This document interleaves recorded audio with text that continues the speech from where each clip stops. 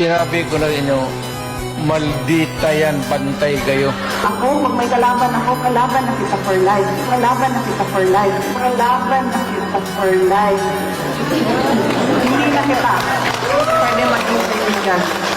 Pag sinabi kong magkaaway na tayo, tapos na yan, wala na tayong babalikan. Pero po ako, hindi po talaga ako magpapatawad. Hindi po talaga ako magpapatawad. Hindi po talaga ako magpapatawad.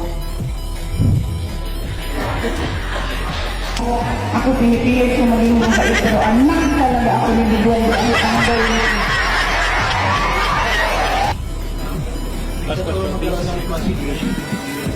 No, hindi ako tao na nagpapaareglo. Hindi ako tao na nagpapaareglo. Hindi ako tao na nagpapaareglo. Tsaka hindi ako tao na nabibili ng pera. Are you parang mga never again na to deal with the Marcoses? Oh, never again.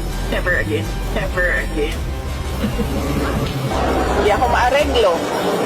Hindi ako mabayaran ng budget. Hindi ako mabayaran ng pera. Ang laki ng problema nila. Kasi ngayon, ayaw ko na umahimik.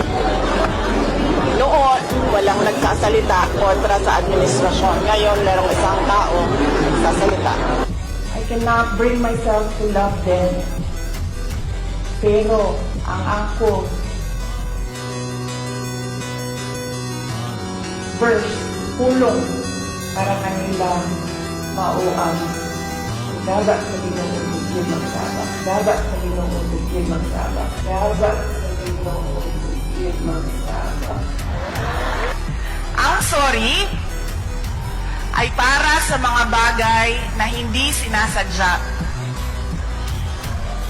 Kapag sinadya mo, ay dapat magbayad ka. Sinabihan ko na rin talaga sila, really, I truly want a trial because I want a bloodbath. I want a bloodbath. I want a bloodbath talaga. Ayoko ng gulo. Tingnan mo yung tsura niya, oh. Tingnan mo, oh, kaawa-awa. Oh, wawa, presidente, wawa. Oh, kawawa naman yung presidente.